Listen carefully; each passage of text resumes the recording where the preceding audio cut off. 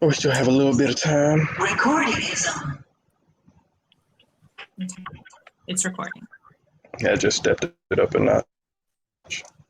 Now I'm not going to speak. Morning.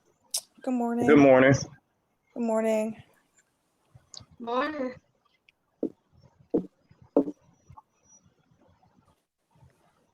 How are you doing? That's what's super comfortable. I got to build my comfort level up when I'm doing these. All right. Someone like my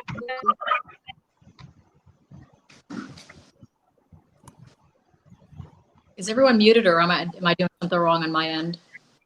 No, you're no, good. ma'am. I think Witter was just muted a second ago.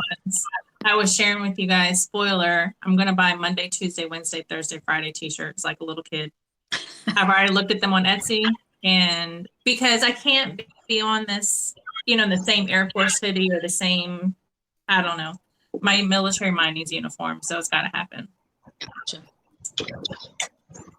Yeah. I think we got, about 5 more minutes. We'll probably have some more folks coming in. Sergeant Witter, are you sharing this to Facebook? We will this afternoon. Okay, too easy.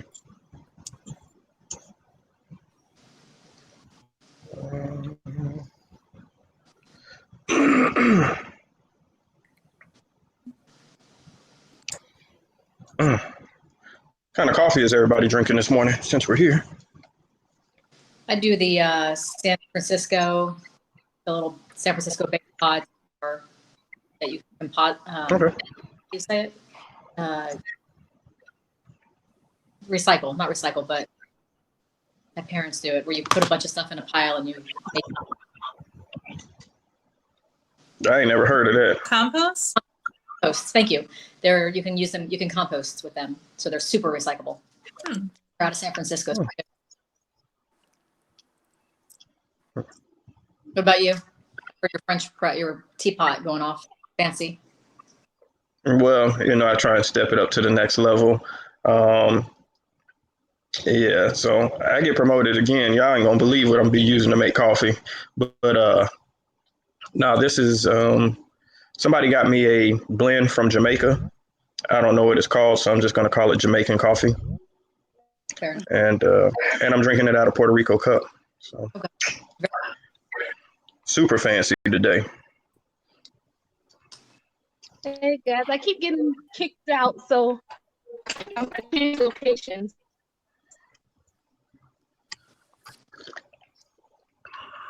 Chief, are you in the Pentagon? I'm at Andrews today. Oh, okay. Are you at Andrews today? Yeah, I keep getting kicked off the line, so maybe y'all don't really want me to be on here. Man, pretty soon you're gonna have to be talking from outside the Jones building or something. It's a beautiful day outside though. I'm just saying. It is beautiful. All right.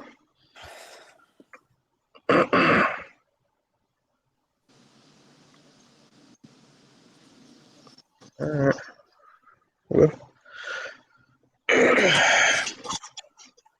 other than some getting kicked out, Hey, ma'am. are you doing good?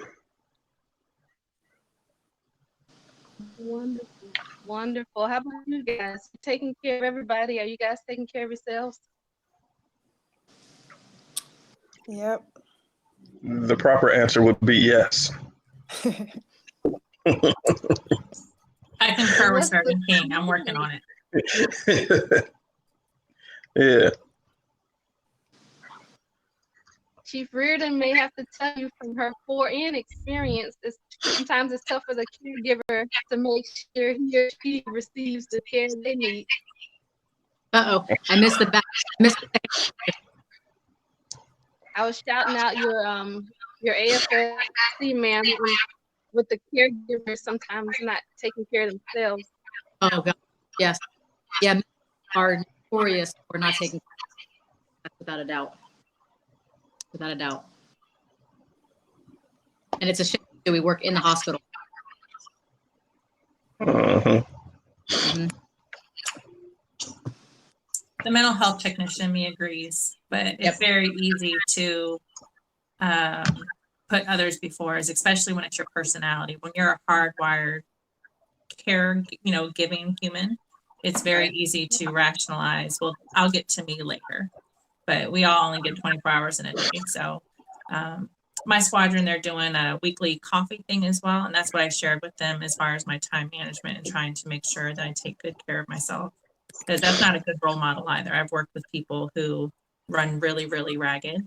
And then they smile at 10 o'clock at night as we leave and they say, hey, take care of yourself. I'm like, I think we're doing it wrong, team. So working on it.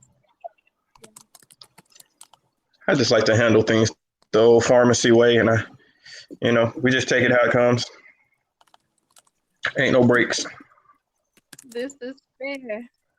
So we have a crew of medics, huh? Yes, Everywhere. We're everywhere. we really are.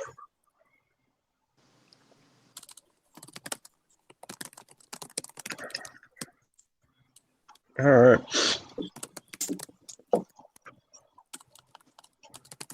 So we'll give it about 2 or 3 more minutes. I saw some folks come on here and then they drop back off. But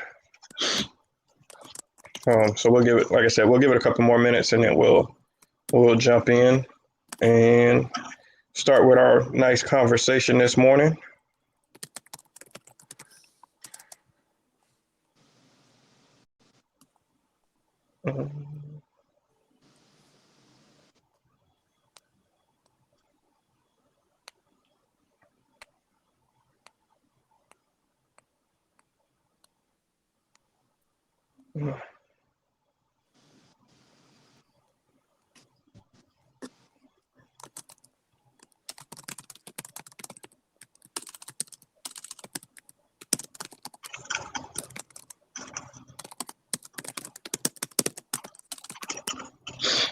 Boy, somebody is typing up a storm. Oh, sorry. I'm sorry. I shouldn't That's have done you. that. It is. Man, you in there working hard. That's what I'm talking about.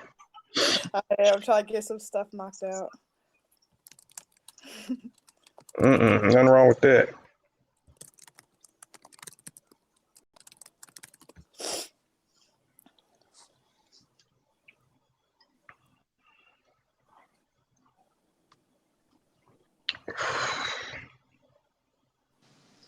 Well, so where do you want to go ahead and just start? I can start. So good morning and welcome everyone. Thank you for joining us to this is only our second Power Hour with Chiefs. And this week we have Chief Master Sergeant Heather Riordan, who's our Foreign Functional Manager, and Chief REID join us, who's the Command Paralegal Manager as well. So we're really fortunate and grateful that you're able to take the time out. We try to limit this to just an hour, so make sure that if you're not talking, you have your mic muted. And we prefer that you ask questions yourself so we can engage in conversation. But if you're not comfortable, we can use the chat function, and Sergeant King and I will go ahead and ask those questions for you. So I'd like to give the chiefs an opportunity to introduce themselves before we start. And if you want to include something that you're passionate about or that's on your mind today, that will help us get started. If not, Sergeant King and I will go ahead and steer it. Thanks.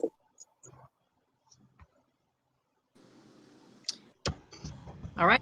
Do a quick introduction. I'm Heather Riordan. I'm a 4NO by trade. I've been in the Air Force for coming up on 25 years. Been in a hospital the majority of my time, but spent 8 years as a tech training instructor.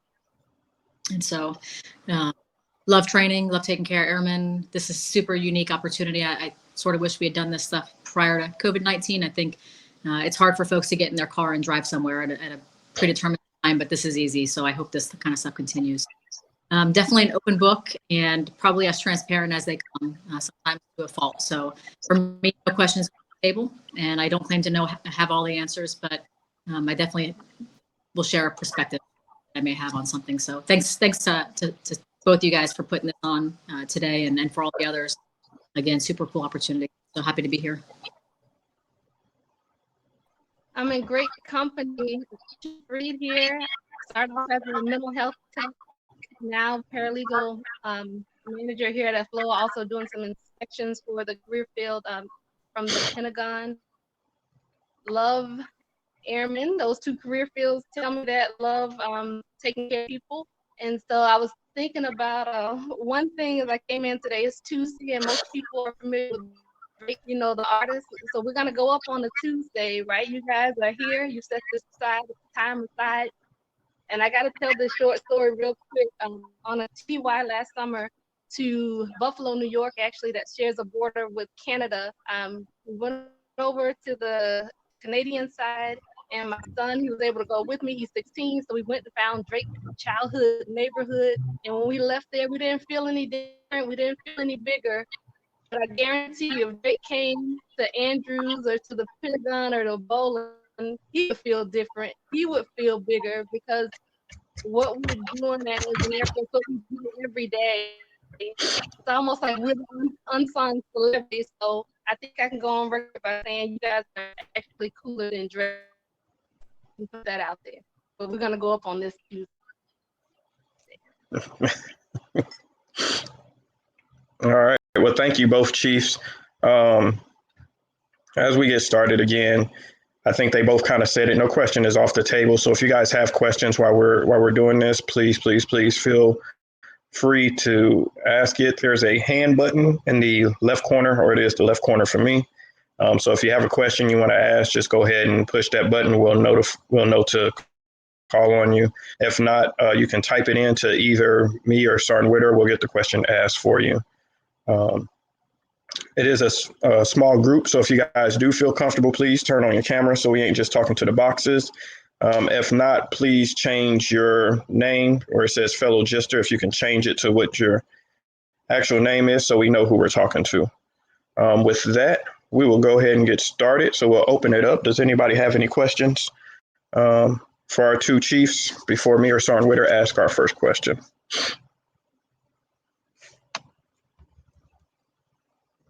And I'm going to say, nope. All right, so I will ask, I have a question. And this one goes to both of you guys. So from the legal aspect, and then more, and I know we have from the medical aspect, can you guys kind of tell us what are some of the changes that you guys have seen, or some of the adaptations that you've had to make doing your job in the COVID-19 era? Has anything changed significantly, or is it still in line with what you do on an everyday basis? Chiefs? That's a great question. As far as the legal realm, we've seen about a 60% decrease in some of the actions you could expect legal officers to participate in, such as courts martial, discharge boards, and other hearings. But for those mission essential cases, our defense counsel and our trial counsel, they're still out there taking care of business. So how often we do it has changed. Sometimes we're now going video if that's something that supports the members' needs and the Air Force needs. But we're by and large still taking care of business. Something that we're entertaining is making some of our forms, such as non-judicial punishment, those Article 15 forms. We're looking at digitizing those so that we get all the signatures and correspondence we need. Our offices are still providing legal assistance. So business has slowed, like with most of you all, but it still goes on. So we're proud that we're still able to support. Okay. From the medical, it's not business as usual, but it is. So we, for years and years, we've been doing telehealth, and so now, at a time like this, we've seen an increase in the patients, obviously, that we're taking care of virtually. And so a lot of folks, I think, are realizing that the appointment that they thought they needed, the time that thought they needed to spend in the facility, the hour or two to drive there and get checked in and wait and get seen, they can now do in a 20-minute telephone call. And so we're business as usual for us. Our facility is definitely less patient flow because a lot of those things are being handled via the telecare, telehealth that we've been doing previously. So a change, but not really.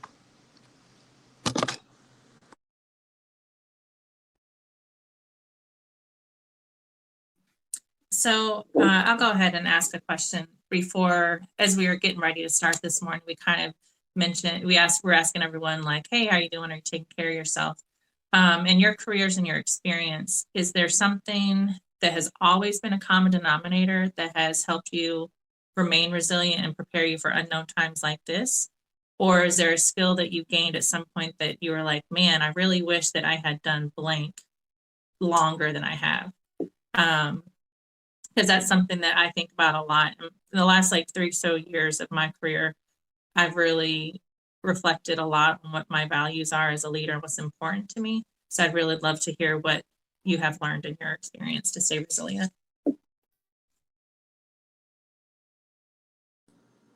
Chief Reed, you want to bounce back and forth? Yes, ma'am. I think that'll be good wingmanship there.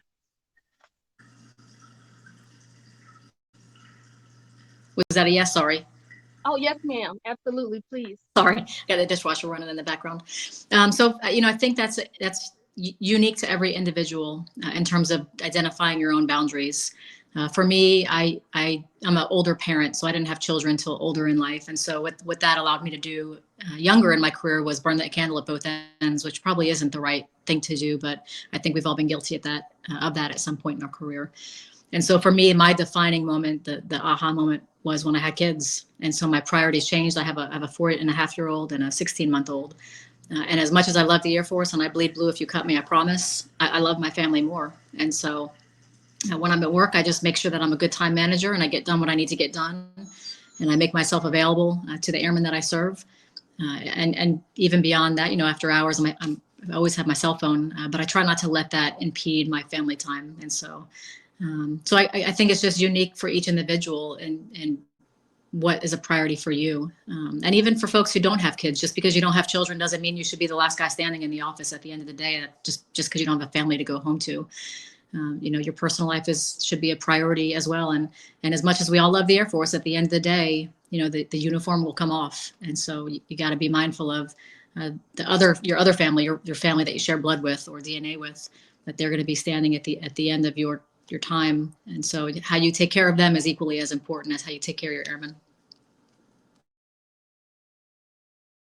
I couldn't agree more with what Chief Reardon said. It'll look different for everyone, and for me, I think realizing, everything grows in time, including people. So just realizing that there's a process for everything and that we don't have to be anxious. I think that can apply to promotion, to assignments, to our individual kind of lives at home, whatever our family makeup looks like.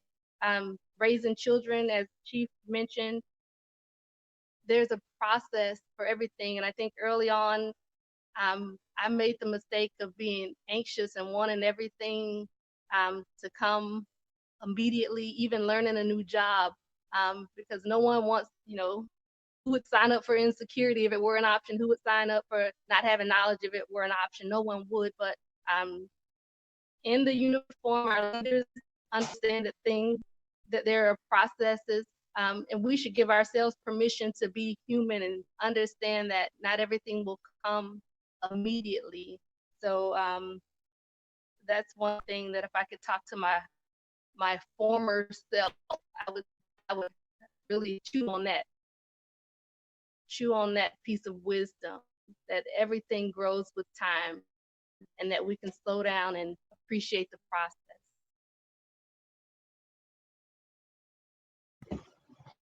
Thank you very much, Chief.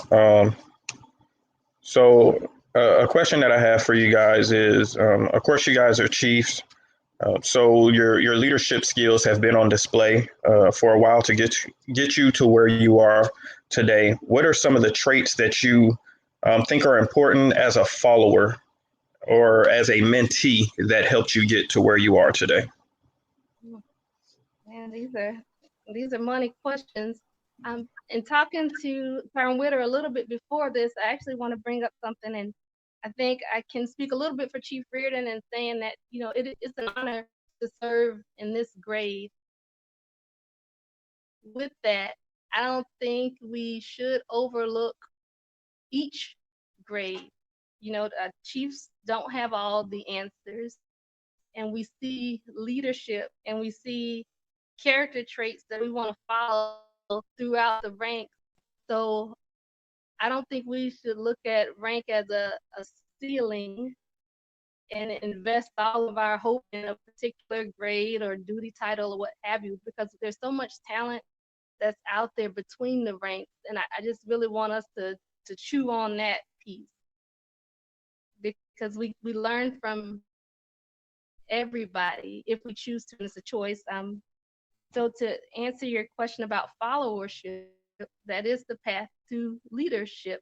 Identifying someone who exhibits those traits that you deem to being a good leader, even looking at people who have traits that you would never want to replicate or emulate. That's important as you build your own leadership style. Something that I remember this a respected leader who just retired, I would just sit back in staff meetings and watch her response and listen to what she was saying, listen to the questions she was asking, and that helped to inform me of what was important to her. And because she was a leader whose behavior I wanted to model, I'd ask for her opinion on things. So sometimes humility is a lovely thing. And we don't have all the answers, as the chief mentioned. So getting those answers from the people you respect, being able to accept feedback, those are great followership traits. If we don't know, we can't grow. So seeking feedback, even though it may not feel good to taste the medicine, we know that the medicine will make us better. So those are just a couple of things that along the way have continued to pay great dividends. Chief, over to you, ma'am. I couldn't agree more with Chief Reed. You know, I think, and when I think of leadership in the Air Force and followership, and like Chief Reed mentioned, being followership sort of being, you know, a critical, not stepping stone, but component of leadership. I sort of translate that to relationships in a weird way, and try to follow me if you can. So for those who are married or in a serious relationship, you have to like that person, right? You have to be friends before you can love somebody, in my opinion, anyway. And so to be a good leader, I think you have to be a good follower. I think it's impossible to not be. And so I had a conversation yesterday with one of the senior NCOs in the med group that I work with, and she's my go-to. She's my interim when I'm out of the office. She's just a solid rock star. And so we were chatting about one of our programs, our training platforms, and we were identifying some new folks to manage that program. And so I was letting that person know, you know, no question, like I said earlier, no questions off the table, no ideas off the table. If be creative. And I mentioned to the senior NCO, I don't think I say no very often. I really don't. And so I think we as leaders need to let our airmen, they need to grow and they need to learn, but they need to learn at their own pace. And it's okay if they fail. We have to give them that latitude to fail. And so I think, you know, I just think all those components, you know, go together.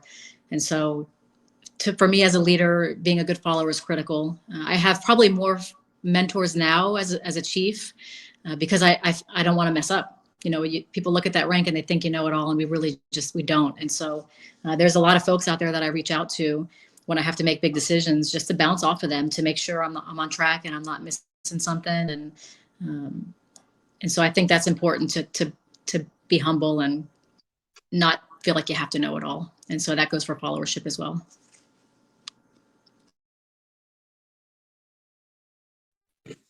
Thank you both so much for all that. Since we've started, there's been more people that have joined. Would anyone like to ask a question from the audience? Don't be shy. We're all family here. I have a question for a guest. It could be for the chiefs or it could be for anyone who's on the line, but since we've been in this COVID-19 scenario, as far as day-to-day operations, have you seen anything that we've had to change in order to basically get through each day that we may continue to do once we go back to normal operations? And I give an example of the pharmacy, for instance. I have never had as good service as I received going to the pharmacy at Andrews since this COVID-19. So I had to go pick up medication. And normally, and this is not just military, it's a civilian side too. You normally go to the pharmacy, you have to, put your name in there and you wait for them to do what they have to do. And then you wait another 30 minutes or so. Well, I called in like they told me to do. And then when I got to Andrews, I don't normally go to Andrews. I work at the Pentagon normally, but I go to Andrews and they have it set up where I guess everything's in the garage area. So you kind of just pull up, they tell you to park. I showed them my ID. They got my medication. I mean, it was the quickest, most convenient process I've ever experienced in my whole entire life as far as the pharmacy goes. I will say I think it's because a lot of people aren't working right now, so it's a lot quicker. And maybe the process is a lot differently because we are working, most people are teleworking right now. But so that may not happen once we go back to normal operations. It may just be too many people. But are there any, I guess, things that we've had to change that you think is a good idea? We should stick with it when we return back to normal operations. Did that make sense? I'll take a stab first, just real. So I don't know if you were on the line when we first started, but I'm a 4N by trade, work in the med group as a Yes. manager. And so we just got asked by our headquarters folks last week to provide data on exactly this, on lessons learned. And so that information obviously is going to be utilized to probably transform a lot of how we do what we do. And so I think you're right. I think a lot of people are teleworking. A lot of people probably aren't filling prescriptions. Master Sergeant King can probably speak more to that. But the number of patients we're seeing, from what I understand, has not decreased significantly. There clearly has been a decrease. But yeah, I mean, if we don't take an opportunity, we collectively as an enterprise take an opportunity to apply some of the lessons learned, and not just for medical, but for every agency, we're missing a tremendous opportunity. I think that we can do business better in a lot of areas, and I think we've learned that in this crisis. I can't give a specific, but I think Right. good. No, you're fine. Yeah, and also like I had an appointment, and normally I would have to go in for it. It was just for a referral, and normally I would come in for an appointment, but obviously they had to do it over the phone. And it was the doctor called me, it's maybe a 10-15 minute phone call, and we were able to get everything taken care of. Mhm. So maybe that too, like not all appointments have to be in person. Maybe some could be telecom, like maybe every Thursday from 4 to 5, telecom appointments can happen, and it could save a lot of time of people having to come into the doctor's office. So Right. I haven't been to a lot of appointments. We've been on. It sounds like I have, but I have not. But I've noticed a lot, like on the medical side of it, it's been a lot more convenient, a lot more easier. And I really appreciate all the medical staff that has been very welcoming and making things so much smoother for me, at least for me, since I've been on this COVID-19 situation. That's good feedback. And this is a judgment. That's awesome. I'm not going to go look at your medical record and see how thick it is. So hopefully I don't get in trouble for this. Don't nobody tell pharmacy that I'm answering pharmacy questions. But so I'll just say this, for pharmacy, that is something that surprisingly we had started before COVID-19, where you can call in your prescriptions and then just come and pick them up. One of the things before I came over to being a CAA that we did do was the call-in pharmacy. It was started so we could kind of eliminate some of the foot traffic in the hospital, eliminate people's wait time, right? So the biggest problem that we have with pharmacy is people are like, man, I'm just waiting. So if you could call in, continue to do what you're doing, and then just have a set pickup time, pick up and then leave, it would make things a whole lot better. So we did start that, but it was hard to get people on board with it. One, because it wasn't the norm. Trying to get people to transition away from, I got to go into the hospital and I got to activate and I got to do this, was hard. We already had a call-in refill system that people just knew to call in refills, but implementing the call-in your new prescriptions became difficult. I think that COVID-19 expedited that, right? So since you really can't come in the hospital, or a lot of people don't want to come in the hospital, it made it a lot easier to say, hey, you can call in. That is something that is going to continue once this goes away. There are a lot of pharmacies who already have it. A lot of the bigger facilities do. If you look at Lackland or Travis, they have, of course, call in, and they have a drive-through pharmacy. We're not going to have a drive-through pharmacy here no time soon, but those are some of the things that have already come online for a lot of different places. It's just getting it done here in the NCR and getting people used to doing that. But from that standpoint, yes, that's one of the things that changed or was changing that will continue to be once everything goes back to the old normal. Hey, Sergeant King, can I take a stab at this too? Well, of course you can. Hey, so I'm a medic as well too, and there has been a lot of changes to the new normal for medical care, and a lot of the data that we've been collecting and seeing throughout the Air Force Medical Service, there's been actually an increase in a lot of places for access to care. Perfect example is down at the 59th at Wilford Hall. They've actually increased their amount of capability by almost 300% by doing a lot of virtual care. And historically, virtual care has been something the Air Force has been wanting to get to. A lot of our brothers and sisters overseas have been doing in the Army and the Navy, but it's just been a challenge from a privacy standpoint. But this COVID-19 is actually kind of a blessing in disguise when it comes to that, because it forced our hand and forced all the services' hands across the military health system to reach out to technology and utilize that. So I think that we're going to see a lot more virtual care going forward. And I think it's going to be beneficial because we could utilize this more in the EFMP process. And some of our bases that are very limited with medical capability in the civilian community, some of our overseas sites, we could utilize telemedicine and telehealth to help those service members and family members that need that care and give them more opportunities to PCS. So I think there's going to be some considerable changes moving forward. I think a lot of things will stay the same as far as with the telehealth and the virtual health, but I think that's going to open up a lot more opportunities for access to care and appointments. There's even mental health telehealth going on. There's all kinds of stuff going on from the telehealth capacity. So I think this is a good thing for the future of healthcare. And real quick, to not be on the healthcare tip, sorry to cut anybody off. Chief Reed, I know you guys said, I already know you said that there's some forms that you guys are looking to turn to a digital or virtual process. Is that going to be the same? Are you guys still doing court martials and stuff like that?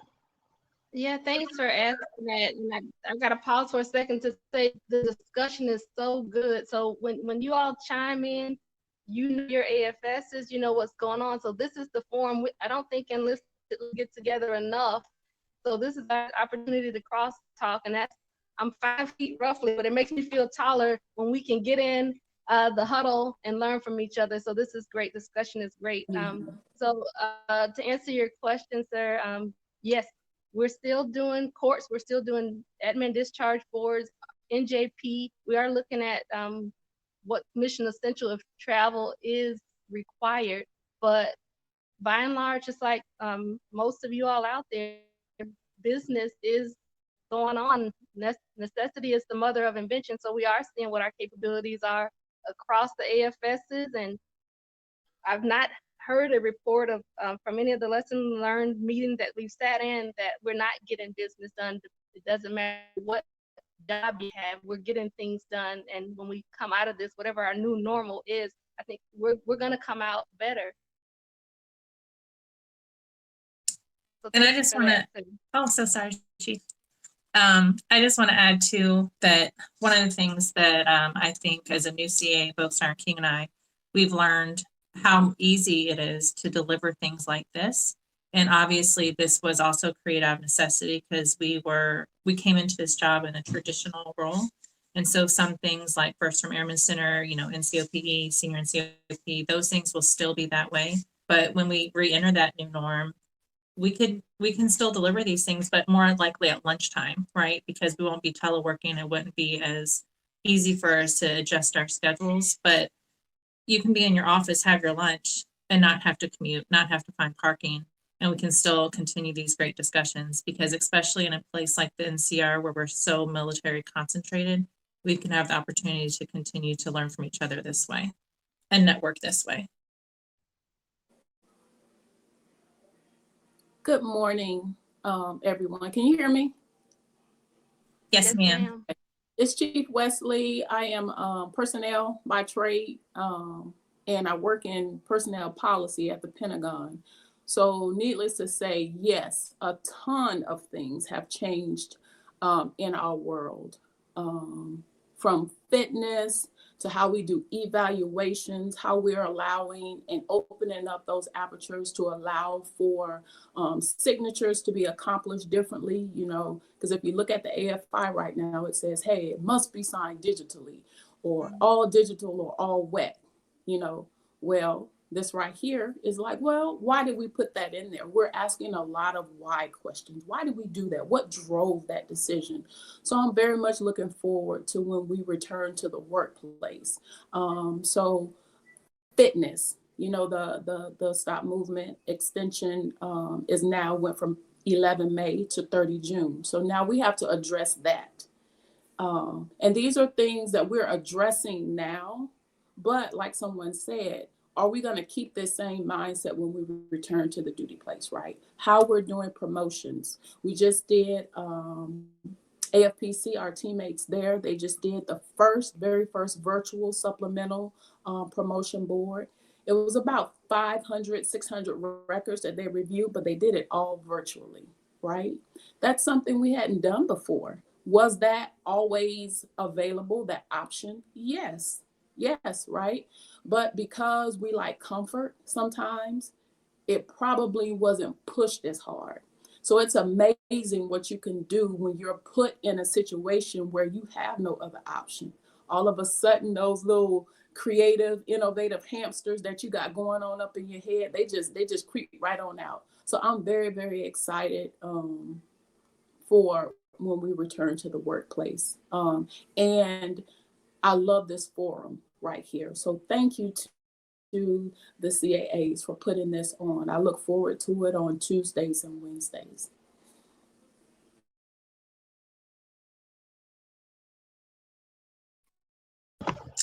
Thank you so much, Chief Wesley. I think I heard someone else unmuting their mic. Do we have another question?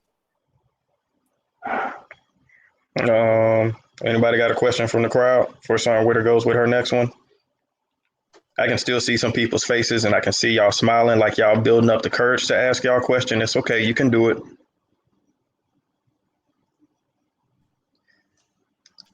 Sergeant Witter, go ahead and go. So I think that we're talking this morning a lot about processes that have changed and how we've adapted, and something that's come up, and this would be for the chiefs and everyone else on the line as well. But what do you think that we were doing before that we don't need to spend as much time on, you know, when we return to the new norm? So, you know, all the standard meetings or different things, but what areas have you seen that you think will not be brought back? Senior Reid, you want to stab at that first? Or Chief, excuse me, sorry. Oh, no worries, ma'am. I have the heart of a tech sergeant. So any rank works for me. I think that this time has forced us to consider what's really important, and something that you mentioned, Sergeant Witter, were some of the meetings or some ways we were investing time that now they're on the lower scale of our priorities. So I think it'll force us all to look at what's important, where we should be focusing our efforts, and then from our lessons learned or the responses that we're getting from all levels, it'll kind of help us shape where we need to go. Maybe we didn't know there was a need in a certain area, but now we do. And so as Chief Wesley said, these difficult times, they kind of show us what's possible, and the sky's really the limit. And so if you all, I'm not doing the Socratic method by throwing the question back out to the people, but if we're not taking advantage of how and what needs to change now and up channeling that to the decision makers, then we're really losing an opportunity, because this is a time for our voices to be heard. From the flight line to the med group, if there are things that can be different or should be different, this is the time. As we're in this, as we're morphing into what will come from what has been, this is our time to get our voices heard. So I don't know if you all have seen anything out there that you propose we eliminate, or that you know for sure we should eliminate. But I'm interested to hear what you have to say so we can move some things forward. I'm going to jump on that too. I agree with Chief. You know, when I talk to airmen, I remind them of how much smarter they are than we are. We came in the Air Force, we didn't have all this technology, and honestly, the airmen Big A are the ones who are doing the job every day. And so if there are things that they're identifying, that processes or just the way we do business in general, it's really critical that stuff gets up-channeled, because from my office or from a meeting, I may not see the same thing that the folks who are doing the job see. So I think the messaging for us as leaders, and I see a lot of seniors and chiefs on this call this morning, by the way, too. So, but our job as leaders is to make sure that we message to our folks the importance of that up channel of information, because I think there are a lot of processes pre-COVID that we probably could be doing better based on those inputs. So.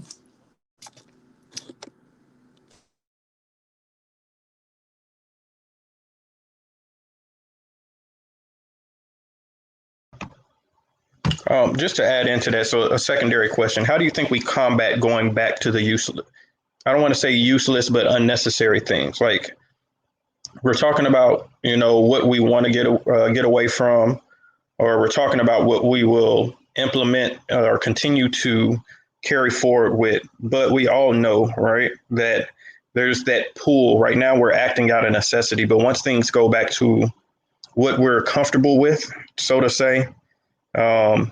Sergeant Tate just put staff meetings, right? How do you think we combat going back to that? Like, we know it's no longer needed so much on certain platforms. So what are some ways we can go about, especially we have a lot of our leaders on here. What are some things you will do to combat going back to having a staff meeting every day, or 3 to 4 of them every day? Or, teleworking has let us know that some people can do their job from home and actually are more productive. Like, how do we implement that for the career fields who don't already do that? Like, how do we do that to give people, some of their time back, to offer incentives to work harder, right? Or work better. And I think those are the two things that, we can look at, but we probably won't go back to. So how do we stay the course and say, hey, let's keep with doing this? If that makes sense, sorry. I feel like that was my questions, but I'll try to take a stab at that real quick. I think commanders are the ones who take risk. And so as senior enlisted leaders, it's our job to advise them. And so I can tell you personally, I get an awful lot more done when I telework than when I do in the office. But the piece that I miss as a functional is the airmen, which is critical, that time with the airmen. So there are things that I think that we could probably minimize. I think staff meetings will always be important, but just as leaders, be deliberate with that time and don't be wasteful of those opportunities, making sure that you're targeting information that really truly needs to be passed on. I don't think email is a good solution, because a lot of folks just really don't commit to that email, so having that face-to-face, I think, is important. But as senior leaders, I think advising commanders on risk, but the commander is the one who's taken that risk. So do they allow more teleworking time? I agree. People are probably getting more done from the home. They're not on the highway driving, so they're not at risk for accidents. They're not spending as much money in fuel. They're not, there's a million different things that are affected by telework.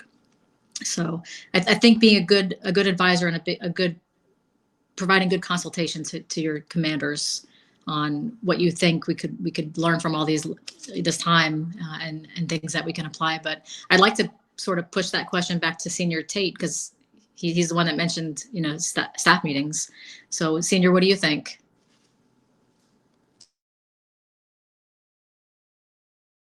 On mute. It would be a fellow foreign to throw another foreign under the bus, but it's all good. We love each other. I had to, come on. Hey, no, I agree. I'm First Sergeant, Security Forces, so it is definitely a topic that we talk about here. We usually meet group meeting once a week, squadron meeting once a week. And now that we're not doing that, it's been a topic of, hey, do we really need to meet that often when we go back to normal? We're already talking about ways of what we can do when we go back to normal. So I don't know. It was just a thought that I think the mindset of the new normal is already happening, and it's a matter of time before we implement it. I agree. And I think that, I don't know the statistic, but something like for a behavior that happens for 60 days straight or something like that, it becomes, it's not no longer, it's now a habit. It's what you do. I think we're going to be in this pandemic long enough for a lot of those habits to just intrinsically happen. And I don't foresee us returning back to normal operations pre-COVID. Chief Reed, what you got? The only thing I would add, and in addition to staff meetings and what makes sense for each AR, is that we take advantage of tracking. I think you mentioned, Chief, looking at measuring and looking at what the results are now. Are we as productive? Can we measure that so that we can sell our position? And that's something that we can all do at our levels. Measure our pre and post, measure what works, measure what isn't. I know on the legal side of the house, there has been a spike, as we hear a spike in some things, unfortunate things like domestic violence, alcohol use. And so we know when we come out of this, we'll also have to deal with some of the not ideal things that have come with us being in isolation or seclusion. But taking advantage of the time to measure what's good and bad, because when you put numbers in front of leaders, it's tough to debate those facts. So using our time for whatever we're doing, whatever your job is, providing some measurable data to your leadership so they can make educated decisions going forward. I think that we have a real opportunity with that right now. Thank you so much for all that. I agree. I definitely would like to be back in the office at some point, working more traditionally, but preservation of the teleworking. I mean, my car is running on 2 months of one fuel tank, one gas tank, so I can appreciate that. So I think that Nala had her hand raised, if I pronounced that properly. Yes, ma'am. So, Senior Airman Cormier, I have a question that's kind of like medical. So, as a foreign, I know that we've always tried to do telehealth, but one of the things that we ran into is that like patients kind of like what Sergeant King said, like they didn't want to, they're used to coming into the clinic and seeing their provider. And I think one of the things that we ran into is wanting to do telehealth, but patients not accepting it. So I hear a lot of times like, oh, like some of the things that we're doing now is going to be done post-COVID. But I feel like for medical, it's always been like, oh, okay, if the patient wants to be seen, then they'll be seen. So is that something that's going to change for medical as well? Good to hear you this morning. Thanks for dialing in. I'm going to take a stab, and then I'm going to ask Chief Com if he's still on the line to give his inputs, because I think he definitely has a different perspective. Not different, but he's got a good perspective. I think it depends on the clinic, the patient population that you're serving. So, for instance, internal medicine typically is an older population, and they're just accustomed to coming in. I don't know that we'll ever get that population to do a lot of telemedicine in general. And so I really think it's population. As a parent, I want my child to be seen by a physician in a hospital. Even though I'm a medic, I appreciate that face-to-face time. And maybe that's a generational thing for me as well. I'm not sure, but I think it depends on the population that clinic serves. And I think post-COVID-19, patients who were forced to use telemedicine, some of that population may prefer that method now and continue that, and then others may not. And so I think time will tell. But Chief Com, you got any insight on that? Yeah, thanks, Chief Riordan. So it's interesting. We kind of touched on it a little bit earlier, but it will be generational, and some people may not have the accessibility or the tools they need to do telehealth, other than maybe a telephone, and it can be odd, doing patient care over a telephone. If you have a video camera or a phone system that you can do face to face, maybe that's a little bit more comforting to some of our older clients or generational clients. So to say. But I think some people will also realize the ease of getting access to care through a virtual health system. Not having to drive 40 minutes into the base to be seen for a prescription refill or to get a follow-up on a particular case that you've been seeing. Not having to fight the traffic to get to that base. Not having to find a parking spot. If it's raining or cold, not having to get out of your house and or if you've got kids, if you're coming in for one of your child's follow-ups, so if you got 3 or 4 kids, not having to pack up everybody into that van to bring them into that med group. If you could do that over the phone, that would be a lot more convenient and a lot easier for families and patients across the board. Time will tell, obviously, but I think there's going to be a lot more utilization of the virtual health coming out of this across all the services. And from a lot of the discussions that I've heard, that's kind of the push from the MHS and Defense Health Agencies to really look at how to leverage this capability and take advantage of what we've learned utilizing telehealth in this COVID-19 crisis.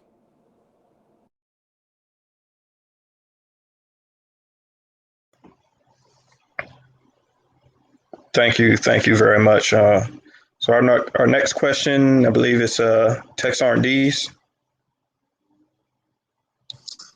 Yes, hi. So I am a paralegal in the Andrews legal office. So this question kind of is directed toward Chief Reed, but I'll try to generalize it so that way the other chiefs or really anybody on the call can chime in once she's done with her response. So I had to write it down just so I didn't want to forget it. So pretty much there's a common saying of always a student. So aside from the AFIs, of course, that we know we need to be digging into and Flight KM, Chief Reed will know what that is. What is the resource that you use frequently to stay up to date with the career field? Thanks for that. Morning, Sardees. How you doing, ma'am? I'm good. How are you, ma'am? Good. I think I end up getting, we have a site for the, in the legal community that, like many of you have, similar to a SharePoint where it's a document, we're gathering documents, we're providing tools, templates for the field. And so that's what the Flight KM is. So definitely one of those internal resources, but also going to meetings. For example, we have one today with all the MAGCOM JA chiefs and the senior paralegal manager who also filling the career field manager role right now. And so, as mentioned with this forum, going to meetings, so I know there are some thoughts about meetings, it really does inform us of what's going on in each other's AR so we can make strategic decisions, because we only see our lane, we're in our lane and we only see what's ahead of us. But when we have an opportunity to connect with others and it helps build that bigger picture, that's how I get most of my information. So actually forms similar to this. Over to Chief Reardon, ma'am, for your thoughts. I agree. I think we're going to continue business as usual in some areas, and meetings are going to still need to occur to some degree. Yeah, I don't have any more to add. I agree with you.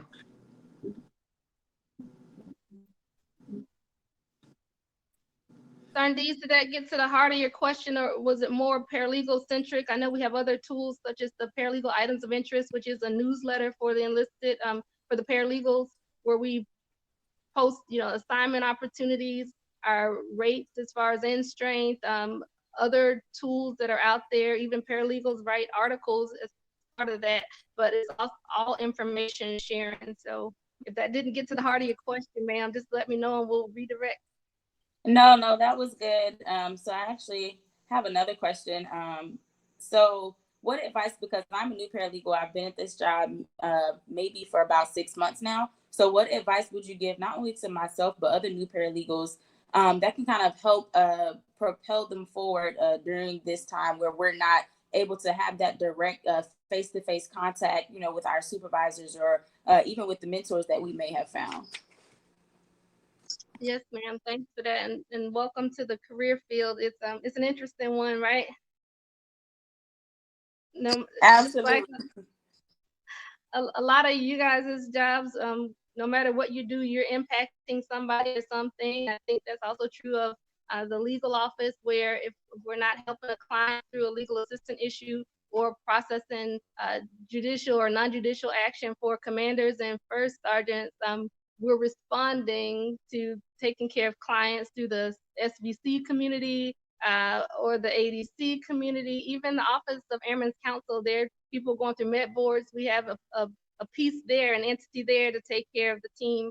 So from my experience in being a paralegal, it's one of the most helpful things, especially as we operate in today's time. The people you met in your paralegal apprentice course, the people you met in other training courses, I would say use them as resources. They're going through the same thing as you. They're on your same timeline if you went through tech training with them. And so you don't have to, hopefully you don't feel like you are on an island. No man is an island unto himself. So using some of those resources so you're not reinventing the wheel, figuring out what works at different bases so you're not starting from scratch at your base. And then, like you said, JA, some people say it stands for just ask. If you have a question, don't suffer in silence. If you can't find it in the AFIs, if you can't find it in the MCM, then ask. And it's our job as leaders to provide training and resources. Why else do we exist? That's what we get paid for. So push us. I know that you're getting the great mentorship and leadership at the 11th wing with your team there. But you know, make us earn our money. If there's something that you need to do your job better or questions you have about the career field, sometimes we take for granted because we've been doing it for a while, but don't let us take it for granted that this is your first time on the playing field and that we need to provide some direction and guidance to you. Chief Reardon, I don't know if you have anything additional to add, ma'am. Yeah, I think everything, Chief, that you said, you know, obviously translates across all career fields.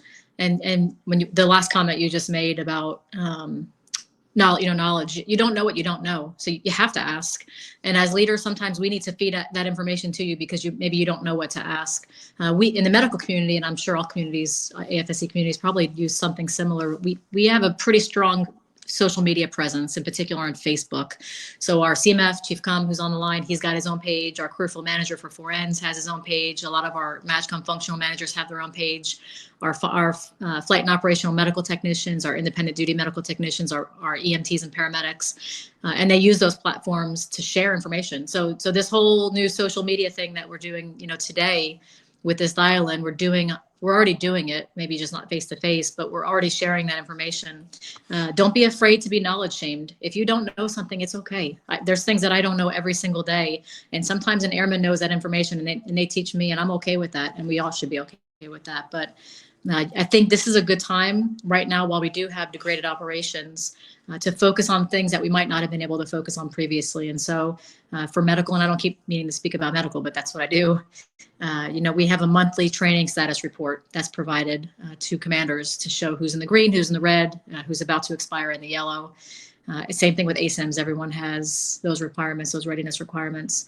Use this time to get that stuff done. And it doesn't have to be done on a computer. You can still train. You can still, as long as you you're wearing a face mask and you're following the 6-foot rule, you can still bring folks into a classroom and provide training on especially readiness type items.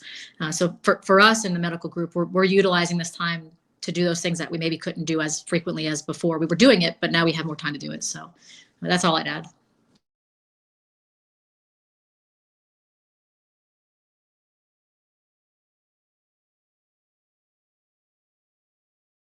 Thank you both so much for your transparency and sharing everything that you've shared with us this morning, for the other chiefs who have jumped in the line and people that have asked questions. So we'll open the floor to one last question for someone that maybe is burning and you want to ask that question before we get to our closing comments. And the chiefs will share with us what they're reading right now or their favorite thing is. So are there any final questions? I do have a question as Chief Wesley. Are any of you doing anything like helping in the community? Like any ideas to volunteer or to give back or to help the local community? I'm searching for some ideas. There's a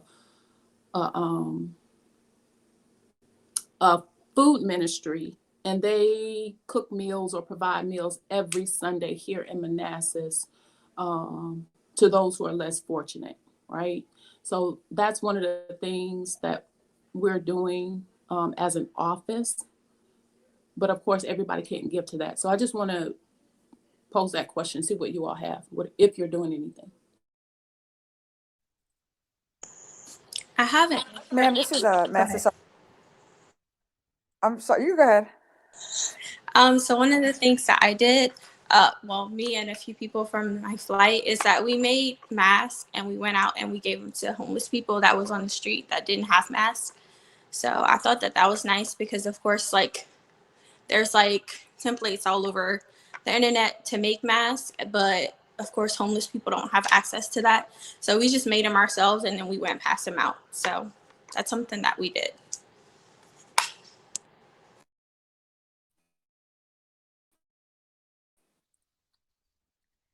Hey, Chief, into prior to COVID-19, so I kind of had to stop, but it was to adopt a highway or adopt a street. I kind of reached out to a couple different counties near here just to get some information about it. But I know my last base when I was stationed at Eglin, we did adopt a highway, and we just went out once a quarter. All the enlisted went out there, and we just kind of cleaned up the road for about 30 minutes to an hour. And it was something we did 4 times a year that was really good for the community, as well as like kind of like a team builder, morale builder. So I was trying to look into it for SAF AA as a whole. But obviously it's on pause right now, but it's something that I do want to see about doing. That would include the civilians and the military as well. If we could do that maybe once a quarter or twice a year, depending on what we do. So that's one idea I'm trying to get started. Hey, Chief Wesley, I'll share also that like you, when this first started, I really wanted to do something because that's our mantra, right? Like, okay, what can we do? What can we touch? And I tried to coordinate a blood drive, which, don't be fooled, team, it's a little bit more difficult than it seems. And so I went through all this stuff and basically didn't get the follow-up. So this afternoon, I'm giving blood personally at the one that was organized on JBAB, and I'm going to try to make that a goal. And my family and I, we just do support the local businesses. Similar, like you mentioned, with there's food banks and things, but one of the things that I found is that even people that want to help, they're already a close-knit community. And then so they say that you want help, but then when you reach out to people, sometimes they're like, oh, well, we have enough, we have enough people this time. So definitely, if there's anyone on the line that has a great idea, I think that even unofficially, walking around and clean up our neighborhoods last week, there was a lot of wind, and knocked over everyone's trash cans on trash day. But it is important to get out there and do something. But if anyone has any ideas or something that's been successful, please share that and we can pass that stuff around. Hi, good morning, everyone. This is Airman V. Ariel from the 11th Wing Legal Office. This past March, our office actually did a kind of like a food drive type thing, but it was with an organization called Food for Neighbors. And essentially this organization has different locations all throughout like Maryland and Virginia. So we did it. It was like 20 of us that went and helped sort food out. You can also be a driver. But that was a way that we all could, go to different locations if need be.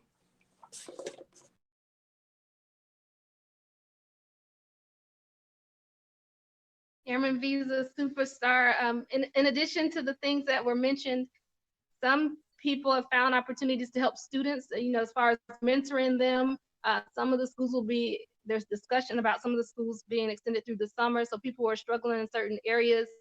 I've seen some virtual opportunities for that, and also for pet shelters and even the zoo, a call for help for some of those things.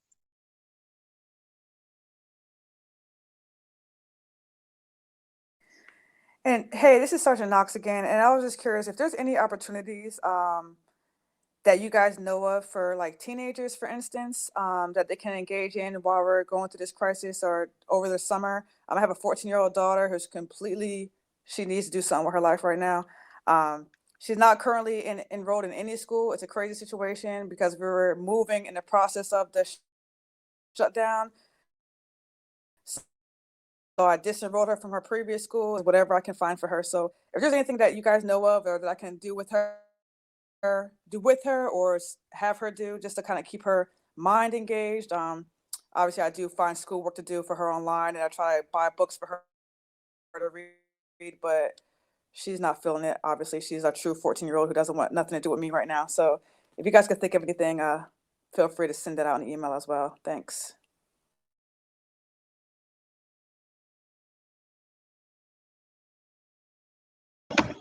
Thank you all very much for that. So as we come up on the hour, we want to take this time. Did you have some, Chief? Oh, my bad. So as we come up on the hour, we want to first and foremost thank everybody for being here today. Thank you guys for your questions, your comments, your feedbacks. As we close this, Chiefs, we ask that you guys tell us one book that you're reading or that you would recommend for us, and then offer your closing thoughts. We'll start with Chief Reed. Thank you, sir. And again, thank you to the CAs for putting this together, everybody who set aside time to participate. This will be the highlight of my day. There's no doubt about that. As far as reading material, I think the 1 Minute Manager, I've not made it all the way through that book, but the premise is, as leaders, we got to learn to focus on what we need to focus on and to make sure that we're only carrying the monkeys that need to be on our back. So it's a great lesson in delegation and empowerment. So I've not made it all the way through, but it's a very famous older book that I would recommend. And I think my last remark will be just like I started. You guys are cooler than Drake. I mean, what we do as airmen every day, it may not be as popular, it may not be as advertised in the media, but what you guys are doing every day makes all the difference. And it has global implications. So tell somebody what you're doing. When I was a textbook instructor, a lot of the students, they never told their families what they did and the type of impact they were making. It's important to share that because I think we can take it for granted sometimes, and we don't want others to bypass the opportunity to know how important what we do is. When we signed up to wear this uniform, we changed our lives and we changed the world around us. So thank you for what you all are doing.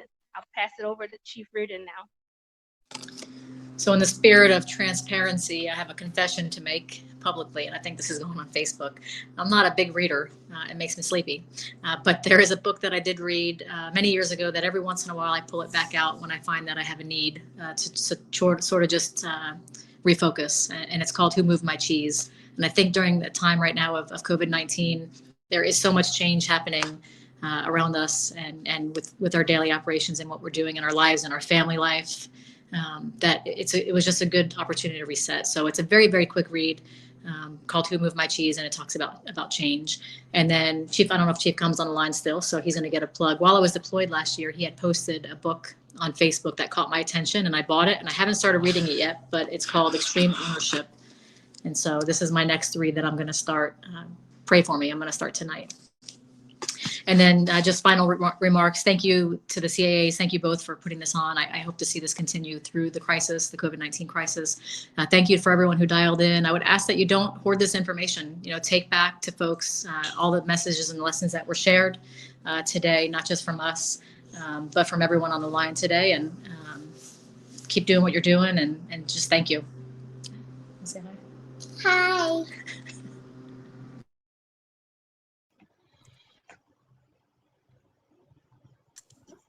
So before Sergeant King says his thank yous, I'll just also echo the thank yous. I really appreciate all the time spreading the word. Every week will be every time we do this will be a little bit different depending on who participates and who's on the panel. So if you have the time, you can we'll always welcome you to tune in. And if you have questions, that you think of afterwards you'd like to ask, we can ask those in future ones if you want to shoot them off by email. But today's discussion was really good, and I hope that you all have a great week. Sergeant King. None more to say to that. Again, thank you. This is I think out of all the ones we've had, this is the most that we've had people in the crowd ask their questions themselves, not just to us. And either way is good, but it's also great for our chiefs to see the question being asked by the person who wants to know, and it gets that face-to-face, which is the whole idea of this. So as Sergeant Witter said, we'll continue to do these Tuesday and Wednesdays.